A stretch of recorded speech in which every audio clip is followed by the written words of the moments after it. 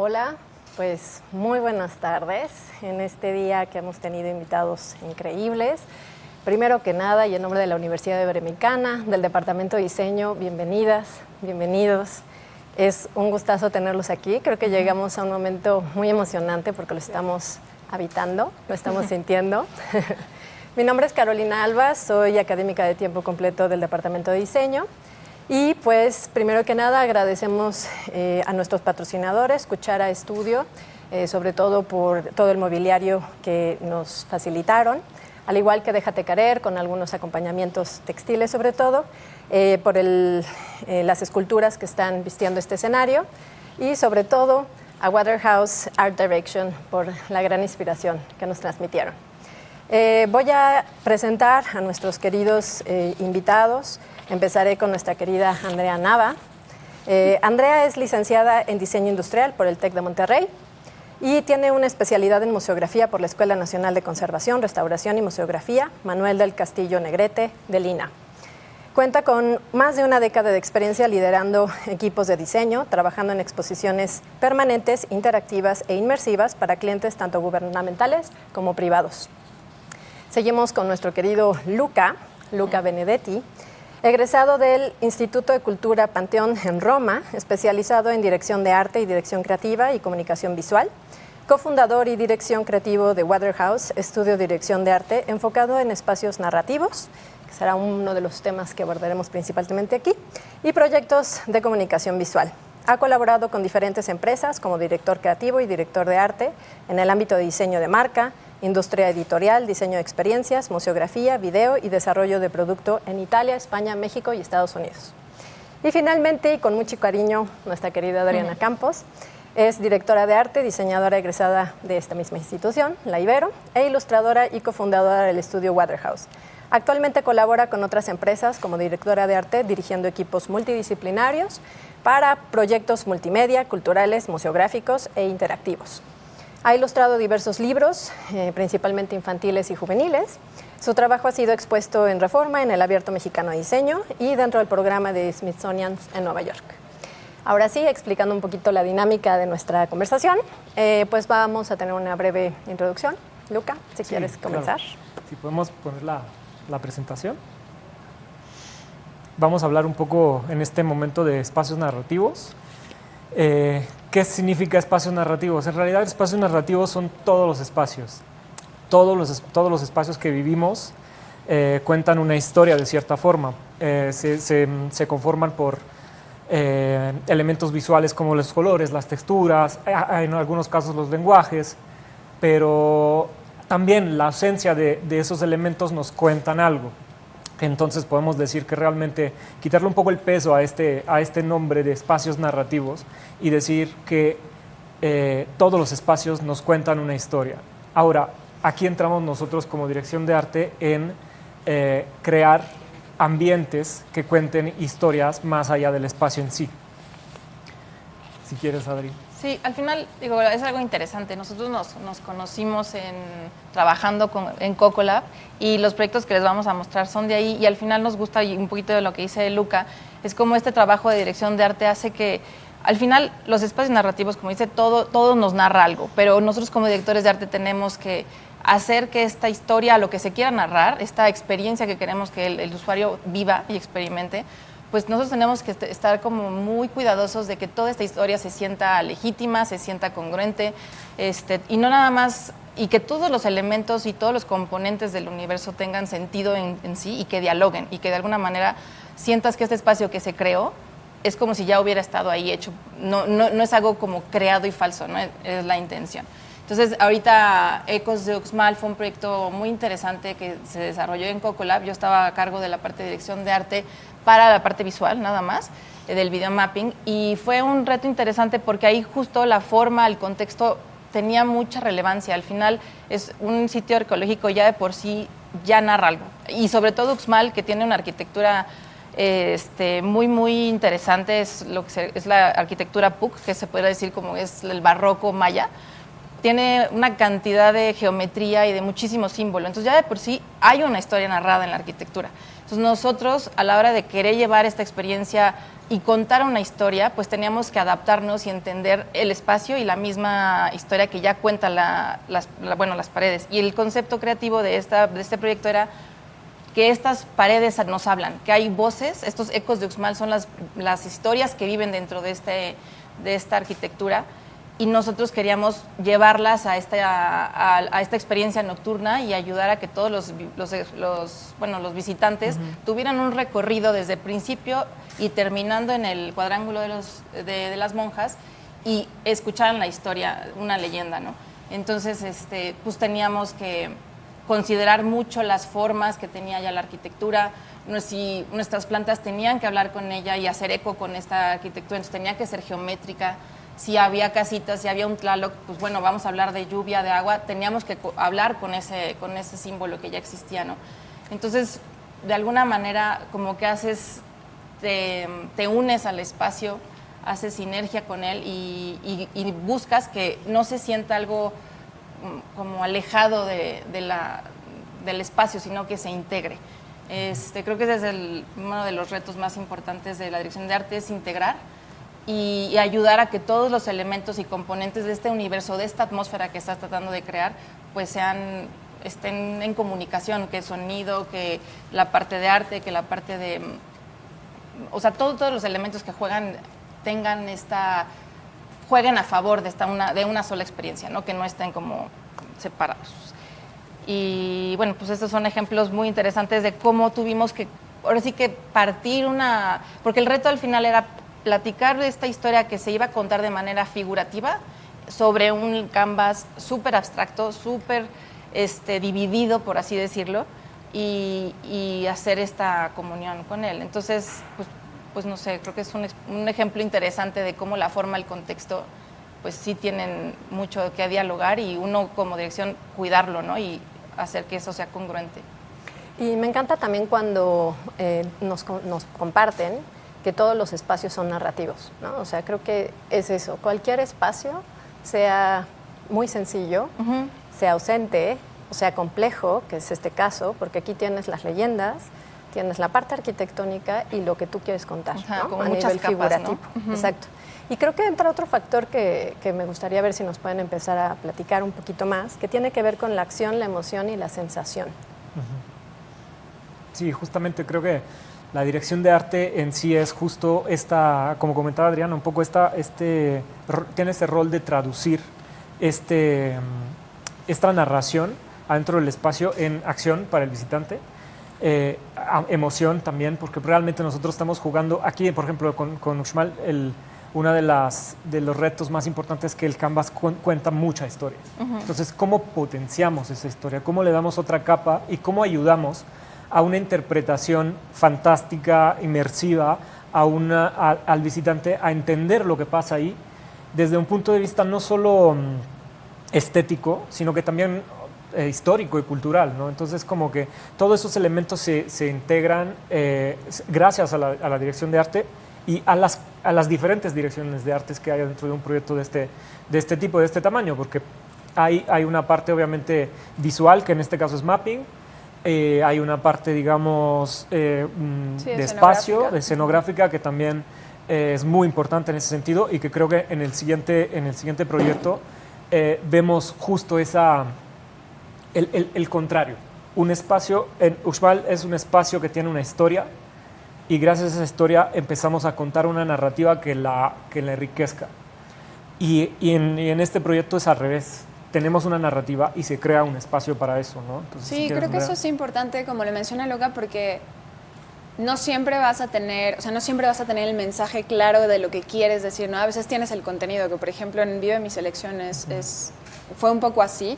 Sabíamos que queríamos hablar de toda la trayectoria de la selección mexicana, momentos importantes, otros momentos tristes para los aficionados, y entonces hubo que generar un espacio que nos pudiera hacer que los visitantes sintieran la emoción de estar en el estadio, de revivir esos momentos, y configuramos algo que trajera esta emoción para los que eran fanáticos algo que puedes revivir, y para los que no somos tan fanáticos, como hacerte parte de esa emoción, ¿no? Colectiva de cuando juega la selección mexicana o cuando, no sé, como que hay muchos momentos que justo cuando te hacen sentir algo generan una experiencia pues mucho más agradable y significativa para ti.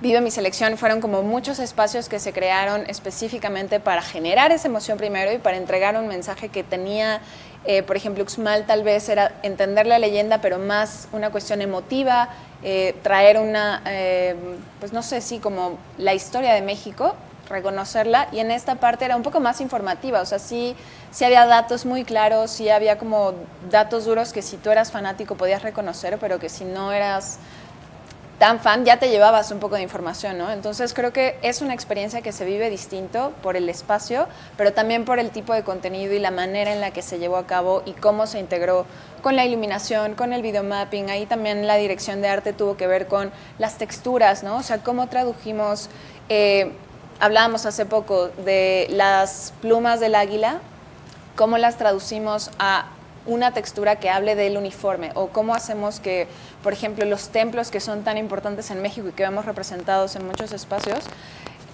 lo traemos como una parte importante del juego de pelota en México y ahora es el fútbol, y cómo hacemos que eso conviva en un mismo espacio y transmite este mensaje, ¿no? Entonces sí es un ejemplo muy claro de cómo los espacios narrativos pueden existir y que les podemos poner layers o que los generamos para que creamos esas layers que el visitante va a leer. Y creo que hay dos cosas importantes aquí a señalar. Una de ellas es, hay que tener experiencias para producir experiencias. Sí. Y si no mal recuerdo, en algún momento, sobre todo con Uxmal, me parece, sucedió que su propia vulnerabilidad en el lugar, ¿no? O sea, estos espacios tan grandes, con tanta historia, o sea, también ustedes están en la noche jugando con las cosas, ¿no? La propia experiencia, ¿cómo les fue? ¿Cómo podrían ustedes, o en el caso de los aficionados, ¿no? Tal vez no somos a veces aficionados, pero hay que volvernos momentáneamente, ¿no? Sí. Si nos quieren platicar un poquito de eso. Pues con la parte de Uxmal, la verdad es que, o sea, el proyecto al final, cuando se trabajó todo en la Ciudad de México, y cuando te toca ir a ver las pruebas y ves el lugar, yo no había tenido la verdad chance de conocer Uxmal antes, y lo ves y es muy interesante porque al final, justo como dices, hay que vivir la experiencia, y yo, pues bueno, vas en el día y te asombras, pero cuando tocaba la ida al sitio de noche, sí te sorprendes de qué privilegio poder estar en un lugar así de noche. Entonces de por sí ya te empiezas a sensibilizar de lo que el espectador va a vivir, y después empiezas a ver, porque otra cosa, tú tienes, mientras trabajas en la computadora, tienes tu escala humana y sabes que es grande y demás, pero no hay nada como estar parado ahí y decir, wow, estos muros son enormes, ¿no? Entonces todo lo que tú diseñas y tratas de que cuadre en tamaños pequeñitos, de repente se vuelve real y se vuelve enorme, a pesar de que, por ejemplo, en Cocolab trabajan increíble porque te ayuda a ti muchísimo a llevar a cabo tu trabajo, porque generan estas maquetas casi, o sea, a escala, Réplicas. pero súper bien hechas, y eso también ya de entrada te empieza a meter en esta experiencia, a sensibilizar qué vas a darles al público, y ya cuando vas allá a ver las pruebas, ahí también es un momento interesante porque te das cuenta si tus hipótesis sí jalaban o no. De repente dices, no, a ver, yo estaba usando mal el canvas, lo estaba usando como una pantalla y no lo es, tiene mucho más volumen, si me paro en este ángulo se rompe la imagen. Entonces, justo creo que ahí es cuando vas como entrando a más capas más profundas en mi caso, la parte de dirección de arte del videomapping, y decir, bueno, si yo quiero contar esta historia, entonces tengo que replantearme otra vez cómo componer, porque yo estaba componiendo, eso fue nuestra primera inercia, como componer a favor de la historia, pero no habíamos considerado hasta qué punto teníamos realmente que integrarnos mucho más con la arquitectura. Entonces, y entender estos ángulos, decir, a ver, la gente se va a sentar aquí o acá, y los que se sientan acá, ¿qué ven? Y los que se sientan acá, ¿qué ven? Y el transcurso o el camino, ¿qué van a sentir? Te digo, o sea, al principio había 2 pirámides que se trabajaron, y que era la del Adivino, que es una muy grande, con una gran escalinata, entonces te da la primera bienvenida y da un poquito el previo al recorrido, te van llevando, pasas por una ceiba súper iluminada que también te cuenta una historia, vas pasando por el juego de pelota hasta llegar al cuadrángulo. Entonces es cierto que o sea, la experiencia se va trabajando en equipo, el director creativo tiene la idea y todo el equipo va sumando qué queremos dar, pero tú te enriqueces mucho cuando estás en ese lugar, empiezas a tener esa experiencia y creo que ahí es cuando empiezas a ser más fino con el trabajo. Cada diseño creo que todo el diseño es un acto de empatía. Tienes que entender, primero en nuestro caso, digamos en el caso de los espacios, entender qué te cuenta el espacio y ver qué sensación y qué emoción quieres detonar con esto, ¿no? Pero siempre a través de lo que está, en el caso de Uxmal, a través de lo que el sitio te cuenta y a través de experiencia como Vive mi Selección, sí. de cómo la estructura del espacio que se puede construir ayuda a vivir, ¿no? Todos esos mensajes, todas esas emociones. Sí, y a generar atmósferas completamente diferentes. Ajá. Como tú decías, igual Uxmal fue una cosa, pero Vive mi Selección te genera otra atmósfera completamente distinta. Entonces sí, es interesante. Y que sería como el principio del concepto, ¿no? El principio para arrancar. Por ahí tenemos otra fase, ¿no? Otro momento en el que es importante tomar en cuenta lo que implica toda la dirección creativa, ¿no? Que es sobre todo colaborativa, que implica trabajar en equipo y que es bien complicado porque no es la experiencia de uno ni de dos, ahorita ya estaban hablando, ¿no? Una parte incluso hasta más histórica, otra parte más pues tal cual técnica, que también hay un cruce ahí muy interesante sobre esta parte del diseño gráfico llevado a la tridimensionalidad. Si nos quisieran compartir algún ejemplo. Sí, claro. Yo creo que el acto colaborativo, el diseño de por sí creo que se enriquece mucho en general. Cualquier tipo de diseño se enriquece mucho del acto de la colaboración, pero creo que, por ejemplo, en el caso de Frida, que ahorita nos explica un poco Andrea, cuando entran tantos elementos en el espacio, sonido, visuales, materialidad física, con escenografía y todo esto, se vuelve un concierto que tiene que estar bien afinado, ¿no? Sí, creo que, este ejemplo seguramente ya varios lo tienen en la mente o lo identifican. E incluso Pipe Linares, que estuvo aquí el año pasado, comentó un poco más acerca de este proyecto, pero nos parece un gran ejemplo porque fue una experiencia que se fue construyendo, o sea, incluso creo que la metodología o el proceso que llevamos a cabo para generar el resultado fue un poco como en la marcha de cómo lo estábamos diseñando y Vive mi Selección, varias otras experiencias después de Frida como que ya venían mucho más pulidas, ¿no? Y Frida nos dio como el canvas para empezar a poner las piezas y cómo deberíamos de jugar y cómo hacer que eso potencializara más lo que, por ejemplo, entorno traía o lo que audio traía, o sea, como que es un proyecto que se fue construyendo, que sí tenía una base, había una idea, como bien dice Adri, de dirección creativa. Empezamos a sumarle las demás áreas, pero incluso una vez estando ya en el montaje y teniendo como varios elementos ya definidos, las mismas conversaciones que tenemos entre el equipo, las pruebas que se realizan en el foro, todo eso nos daba mucha más cancha para decir, oye, y si le agregas aquí esto, y si cambiamos esto, y todo enriquecía para tener el resultado final que tuvimos, ¿no? Creo que es imposible para mí ver ahorita cualquier proyecto que he desarrollado de una manera individual o en la que vaya a un área y después termina y empieza otra, ¿no? O sea, como que todo el tiempo es un ir y venir de ideas. Obviamente llega un punto en el que tienes un deadline y habrá que filtrar, pero el proceso como tal creativo sí es como que se filtra, crece, de nuevo filtras y vuelve a crecer y se enriquece de todo esto. Nosotros como escenografía en la parte de Frida, por ejemplo, es el tal vez 90% de la experiencia cuando estás ahí, ¿no? O sea, si vieras, no sé, si solo escucharas, tal vez sería una cosa mucho más para ciertas personas, pero aunque yo te diga que es el 90% del espacio, pues sin el contenido, sin el audio, sin tener una cuestión de marketing alrededor, o sea, al final es el proyecto, la suma de todos los que estuvimos haciendo eso. Nosotros, por ejemplo, hablando con el equipo de contenido era, oye, queremos tener unos vestidos gigantes, pero pues no queremos que eso dificulte que la gente vea las obras de Frida, porque al final queremos mostrar el trabajo de Frida. ¿Cómo hacemos para que existan, pero también a ti te ayude a que el contenido se lea mejor o le demos un nivel más interesante a la experiencia del visitante? Y logramos un resultado que justo convivía. Había momentos en los que los vestidos se volvían protagonistas y había otros en los que el contenido era completamente seamless y no veías ninguna parte como escenográfica. Entonces, pues me parece un gran ejemplo de esto porque tiene muchos detalles que nosotros que estamos todo el tiempo trabajando este tipo de proyectos los vemos y esperamos que la gente los vea, pero creo que es incluso cuando son invisibles para los visitantes y ellos sienten una experiencia como tan fluida y les gustó y no supieron si sí fue, pero no fue, pero se sintió bien y quiero volver a verla y la voy a recomendar. Ese es el objetivo y es el resultado de la colaboración. Que lo mencionan también como experiencia significativa, ¿no? Sí, exacto. O sea, que haya un aprendizaje a través de la experiencia. Pero también creo que es impresionante el ejemplo ahorita de Frida. Nos tocó conocerlo también tras bambalinas, ¿no? Conocer, bueno, llevamos a los alumnos a que nos enseñaran el proceso de bocetaje, todo lo que implicó también generarlo, prueba y error, Tal cual. los hilos detrás que no se notan.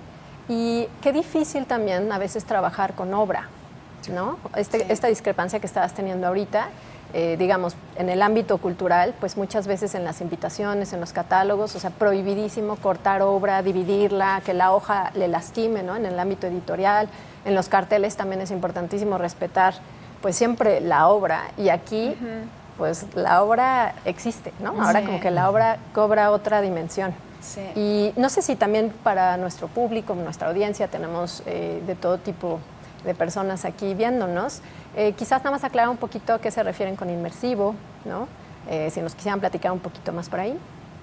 Pues, bueno, yo creo que cada quien podrá como tener una experiencia distinta, porque al final, justo como platicamos, o sea, al final los tres tuvimos la fortuna de trabajar algunos proyectos en conjunto, otros solamente los trabajó Andrea, todos estábamos en Cocolab y creo que bueno, para mí, mi experiencia de proyectos inmersivos creo que fue con ellos, o sea, realmente es ahí donde yo empecé a tener esta capacidad de entender qué significaba y por lo menos yo siento que una experiencia inmersiva, un espacio inmersivo es aquel en el que realmente te adentra a vivir esta experiencia y todo es parte de ella, o sea, es pensar en que el techo, el piso, las paredes, todo te hace meterte a esta experiencia y no estás como afuera, ¿no? Un poquito la intención, casi que aquí es como sentirte abrazado por la naturaleza, pues lo mismo, puede haber más inmersivo, menos inmersivo, como lo quieras, pero al final, en mi sensación o lo que yo entiendo es que esta experiencia, desde que entras, te volviste parte de ella, esta sensación de ser abrazado, meterte a este mundo, y cuando saliste ya lo deja atrás, pero realmente viví esta experiencia. No estoy aquí en una silla como en el cine, ¿no? Donde está ya la pantalla y yo acá, sino más bien estoy viviendo con mis sentidos todo el cuerpo. Ajá, lo escuchas, lo sientes, lo ves, lo tocas, lo puedes hasta oler tal vez. Entonces, bueno, eso yo creo que, pero... Sí, no, o sea, tal cual, creo que siempre va a ser muy complejo definirlo porque además ahorita con tantas cosas de realidad virtual y demás, pues creo que es un concepto que abarca muchas cosas, pero yo coincido con Adri en que hay niveles. En Frida igual teníamos arena, había estos cordones de algodón que cruzabas, pero habrá otros en los que experimentarás con el olfato, en que tal vez tendrás, no sé, una cuestión de materialidad en la que sí te sientas, que puedes, como que siento que hay niveles en los que puedes generar esta inmersión y yo lo veo también como que el visitante sienta esa parte, ¿no? O sea, como que no sea una cuestión solo de fui a ver algo y lo estuve viendo, sino que realmente sentí que estaba en ese lugar, que pude tocar esto, que pude oler esto. Creo que es una cuestión de involucrar los sentidos, aunque no necesariamente estés en un 360 que cubre absolutamente todos los espacios.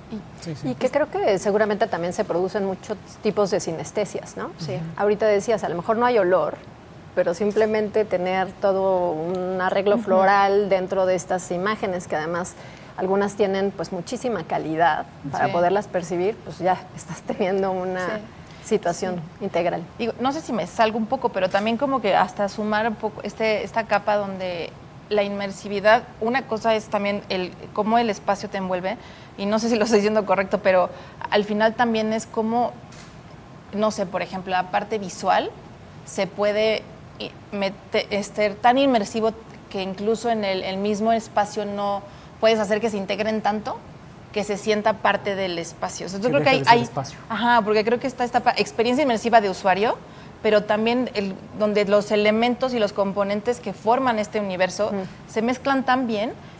Creo que es algo que también se busca mucho, bueno, como que fue algo que aprendí muchísimo en estos proyectos en los que participé, porque era Vive Linares es muy como ahí cuidadoso y creo que me gusta mucho y es algo que creo que en las experiencias inmersivas hay que tener, es decir, que la pantalla no parezca pantalla. ¿Por qué tendría que ser tan obvio, no? Y creo que esa inmersividad también entra en los elementos con los que juegas. Entonces, esa es inmersividad y creo que la otra también entra dentro de este universo. También la narrativa. La narrativa es algo que ayuda mucho. Cuando una narrativa no está bien hilada adentro del espacio, pues ayuda, te abstrae. O si ves una película y te sientes tan inmerso, o sea, hasta la película puede ser de cierta forma inmersiva. Totalmente. ¿no? Entonces, digo, hay niveles y creo que todo lo que contaron más, esta parte narrativa es fundamental para crear esa inmersión, ¿no? Y es como un poco hacer esa magia, ¿no? Sí. O sea, todos en alguna película estabas clavado, hicieron algo mal, un segundo de más, una mala Viste un actuación. café que no iba. Exacto, algo que dices, ya, se perdió la sensación, el sabor. Bien. Y bueno, pues me gustaría que fuéramos avanzando hacia nuestra última reflexión, que me parece también de las más emocionantes. Sí. Porque la estamos habitando. Pero sobre todo, pues eso, un poquito el diseño significativo, pero ahora pues viéndolo un poquito más en nuestro contexto actual, ¿no? Claro. Medioambiental. Creo que no podemos dejar de estar dialogando con eso y me encantaría escuchar de su parte, pues, a dónde nos quieren llevar en ese momento. Sí. Digo, nada más, si quieren, pasamos a la... Sí, exacto, ya. Listo. Sí, digamos que a lo largo de nuestra trayectoria como dirección de arte, como que nos volcamos mucho en una pregunta que es realmente el significado el valor del diseño, literalmente, estamos en el contexto perfecto, porque el contexto actual es un poco preocupante, digamos, a nivel mundial. Sabemos que estamos en un momento de reflexión en todos los niveles, desde la ONU con sus objetivos con su ESG y todo eso, hasta los ponentes que acaban de estar, que nos dan como... O sea, creo que el diseño se está moviendo mucho hacia soluciones importantes. Y lo vemos una de las visiones que tenemos sobre el diseño es que el diseño resuelve problemas.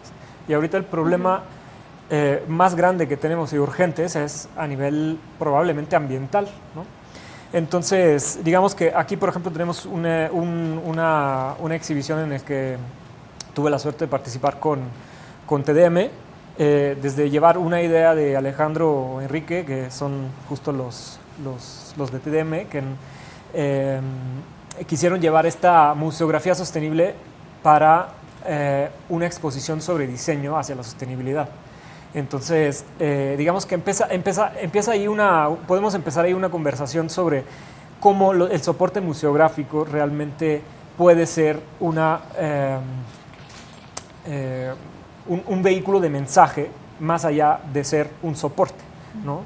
Y de ahí un poco pasamos justo a pensar en un espacio cuando nos pidieron, y la verdad muchísimas gracias por involucrarnos en este proyecto, porque nos encantó poder hacerlo con ustedes, y empezamos a pensar en el futuro, a pensar a cuál es la relación del diseño con las posibilidades que podemos crear hacia un futuro sostenible, y nos saltó un dato muy interesante que vimos que aquí justo el bonsái nos recuerda que digamos que el antropoceno, leímos en un libro de Stefano Mancuso, un científico muy interesante, se lo recomiendo mucho, que el antropoceno se propuso decretarlo gracias a las pruebas que hicieron sobre un árbol que está en la isla de Campbell, que está completamente perdido en el Pacífico y que está muy alejado de cualquier interacción humana. Y en ese árbol encontraron residuos de pruebas nucleares que se hicieron en el Pacífico en los 50, 60. La reflexión aquí es muy clara. Hemos llegado a todos los lugares del mundo. O sea, la acción humana ha llegado a cualquier rincón del planeta. ¿Qué podemos hacer ahorita como diseñadores o para solucionar problemas que estén relacionados a eso? Entonces, digamos que un poco la intención de este escenario es volver a meter la naturaleza en el mismo nivel, en el centro de la conversación, porque como seres humanos tenemos la tendencia en abstraernos y vernos desde arriba, fuera del ambiente, fuera del planeta, o sea, fuera del sistema, Y en cambio, pues aquí estamos intentando volvernos a meter en una red de colaboración con la naturaleza, no verlo de una forma extractiva, sino de una forma colaborativa, ¿no? Sí, y aparte ustedes ya tenían toda la línea de las ponencias y creo que van muy enfocadas a tener esta conciencia, ¿no? Con esta responsabilidad y este gran lujo que tenemos como diseñadores de decir, sí, claro que hay una influencia directa y al final decimos, pues, como que pensábamos, bueno, por más que estés pensando en diseño, lo que diseño es en el presente, todo va a acabar en el futuro. O sea, entonces realmente diseñas para el futuro.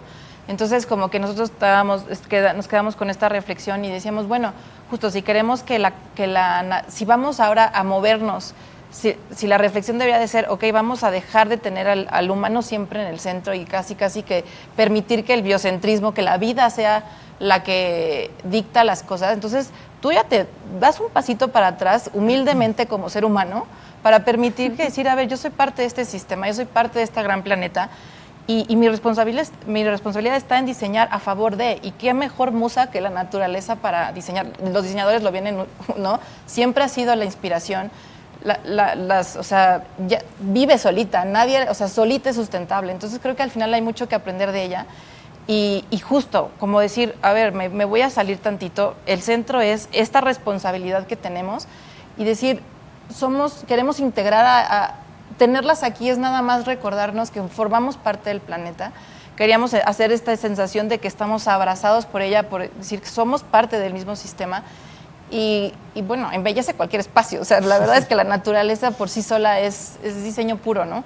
Entonces creo que sí, esta parte como pues de traerla a la conversación y tener este diálogo colaborativo con la vida. Es otro ponente. Ah, sí, Claro. definitivamente fue otro, por eso estuvo en todas. Sí. Silencioso pero presente. Y de hecho hay hay como unos detallitos que justo una de las primeras conversaciones que tuvimos cuando ya platicamos de este concepto con ustedes era cómo hacemos visible la participación de los ponentes o la participación de los diseñadores como un rol en este escenario, ¿no? Como parte del foro. Entonces hay por ahí unos detallitos de cosas que no son parte de la naturaleza, pero que están formando parte de ese mismo espacio, ¿no? O sea, como que no es necesario crear algo que sea completamente distinto, más bien es solo como verla y inspirarte y visualizar y tomar pues lo que ya existe de ella para hacerlo mejor. Sí, y también digo, al final ¿no? El mobiliario es parte del diseño. O sea, con Emiliano súper lindo, que increíble nos prestó, aparte están padrísimas.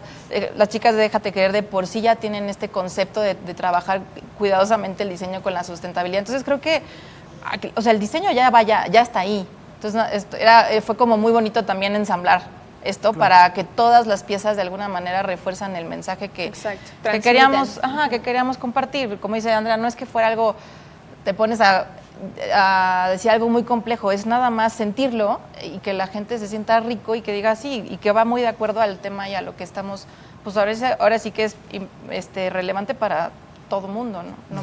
Y que como regresando a este ejemplo de Dogville, ¿no? De estos escenarios ausentes, pero que finalmente también resultan muy potentes, ¿no? O sea, la sencillez no quita como todo un proceso complejo de estar pensando, ¿no? O sea, a mí me encanta saber que esto fue una colaboración de muchas partes, de muchas historias que se cruzan finalmente aquí y en otros caminos futuros, Claro. pero que realmente es eso, ¿no? O sea, quizás llegar a una idea desde el concepto, regresando a nuestro primer momento, de qué experiencia queríamos generar, qué reflexiones, qué es lo que nos gustaría que quedara por allá afuera, sobre todo como pequeña herencia, pues de esto, que sabemos que también se está grabando, está en vivo, pero pues nos interesa muchísimo poder estar dialogando con mucha gente allá afuera, ¿no? Claro. Para permitir estas reflexiones más allá. Sí. También mencionar Luis fue Luis de Leite, de nuestros hallazgos más importantes. O sea, primero que todo, increíble hacer scoutings en viveros. O sea, ver plantas y escoger y entender, porque la verdad es que empiezas a hablar con gente como Luis y justo, no, que la plantita, o sea, todos los nombres científicos y todo que te da como sí, aprendes mucho. Aprendes muchísimo y creo que eso es el aprendizaje, regresando un poco a las redes, ¿no? De la naturaleza y a lo colaborativo. creo que el aprendizaje que tienes en crear experiencias o crear escenarios o crear espacios narrativos es increíble. O sea, desde las leyendas de Uxmal hasta la historia de Frida, que digo, puede ser, pero todo paso de diseño, o sea, todo proceso de diseño al final lleva un aprendizaje muy, muy importante. Y en este caso, Luis fue un mago en guiarnos en todos los recovecos de los viveros para encontrar las plantas correctas que representaran la idea, ¿no? Y también algo, hasta de estos detalles también creo que son curiosos que lo sepan, porque al final era así, bueno, ok, vamos a traer plantas. ¿Cuáles son las plantas que van a vivir una mejor experiencia en estos días dentro de un foro? Porque no te vas a traer cualquier planta que aparte la vas a sobreestresar y tal vez no va a poder estar en sombra. También es desde este detalle, ¿no? En algún momento habíamos pensado, claro, queremos un piso con musgo. Pues el musgo no, porque es un problema y realmente estás dañando al ambiente. Entonces fue interesante el proceso de investigación y justo, ¿no? Y en colaboración con Luis, pues te va diciendo, mira, esta planta no tiene ningún problema, esta ponle acá, ponle... O sea, como que sí, eso es muy padre. Y creo que también algo que no mencionamos, pero que va en la línea de lo que quisiéramos decir es que al final el foro va a ir cambiando de color, ¿no? Es esta capacidad del diseño de modificar, de cambiar, de colaborar de diferentes ideas, pero también el blanco era importante mostrarlo porque es este lienzo en blanco que tenemos cualquier persona creadora, o sea, todos somos creadores, pero los diseñadores, es decir, tenemos toda la oportunidad de partir de aquí y hacer nuevas cosas. Entonces creo que también entraba dentro de el mensaje que queríamos mostrar, es la diversidad, el cambio y demás, pero también esta posibilidad de empezar de cero, pero tener una nueva forma de ver las cosas y atreverse a empezar. Y justo creo que no partimos de cero, ¿no? O sea, es el lienzo en blanco, pero con un gran guiño. Sí, justo, exacto, como que lo suma, pero el blanco también tiene algo que decir. Completamente, o sea, de aquí, o sea, esto es una conversación, esto fue hasta donde llegamos, siempre hay un deadline, como decían hace rato, pero de aquí a dónde, ¿no? De aquí a dónde seguimos evaluando, incluso hasta si pudiéramos preguntarle a nuestras invitadas, ¿no? Se estresaron mucho, o sea, ¿quién mejor no? Sí, exacto, regreso el año que... Entonces, pues seguir pensando, ¿no? O sea, creo que esto es un granito, pero que de verdad agradecemos enormemente. Fue una también muy grata colaboración. Y sobre todo eso, ¿no? O sea, creo que es el mobiliario que alguien más hizo, pero que se puede reutilizar, ¿no? Estas, pues que ya en sí son un statement de sustentabilidad total. Entonces, creo que es eso. Dejar un granito en que cualquier cosa de diseño deberíamos desde un inicio estarlas contemplando desde la parte de concepto así. Sí. Ok, ¿cuánto consume de energía una pantalla? ¿No? O sea, ¿cuánto nos vamos a llevar? Porque yo soy amante de la arquitectura, me encantan pues todo lo que se construye tridimensionalmente, pero ¿cuánto consume? ¿No? O sea, ¿qué implica una tabla roca que quitas y pones los museos? Las exposiciones de arte, ¿no? Incluso la producción artística, que es un poco más libre en términos creativos, pues poco se preguntan sobre las pinturas que utilizan, los lienzos, a dónde van a parar, pues todo, ¿no? Los colores, etcétera, ¿no? Sí. Distintos materiales que se usan. Sí, creo que ahorita es todavía muy complicado, pero cada vez se va abriendo camino y cada vez hay gente que está investigando más. Entonces, creo que mañana va a ser muchísimo más fácil. Ahorita creo que tienes la idea y tienes la intención, pero te topas con muchas paredes de que pues realmente no es tan fácil todavía, ¿no? Pero ahí vamos y hay muchísima gente, ponencias que han pasado que justo hacen eso. Entonces, bueno, creo que mañana tenemos un futuro donde vamos a poder diseñar muchísimo más de ahí, pero sí creo que nos corresponde hacernos esas preguntas y decir, bueno, si yo tengo la posibilidad de proponer, tengo esta posibilidad que es más fácil de hacer, pero tal vez puedo encontrar otra manera que logra el mensaje y hasta aporto por allá, ¿no? Pero creo que es muy, muy, muy relevante, muy importante conectarnos un poco con lo que estábamos diciendo de la importancia de los espacios narrativos como el mensaje que puedes llevar. Y creo que el gremio, digamos, del diseño es tiene mucho de ese mensaje. Estamos trabajando, mucha gente está trabajando en eso, pero creo que aquí justamente queremos mandar ese mensaje. Diseñemos con la naturaleza en la cabeza. Exacto, era creo que parte de la conversación, lo que más queríamos dejar, cerrar con esta mesa, cerrar con este mensaje y que realmente apenas si para nosotros empieza a resultar un gran compromiso, ¿no? O sea, Correcto. este es un ejercicio de cuántas hojas imprimo, cuántas no, Sí. y cómo empezamos a perfilar en un futuro. Pues tenemos que cerrar. Yo agradezco enormemente su visita, A sobre ustedes. todo Gracias su por la colaboración, invitación. su Sí, el entrega, su entusiasmo. Andrea, muchísimo gusto. Muchas gracias, Karen. Luca también. Y Adri, pues espero que nos sigamos viendo por acá, que podamos seguir Sin colaborando en esto y muchas otras cosas. Y pues bueno, muchas gracias. Muchas gracias. Gracias. a todos. Gracias, Caro. gracias a la Muchas Ibero por la gracias. A la invitación. Ibero, sí. Maru, Jime.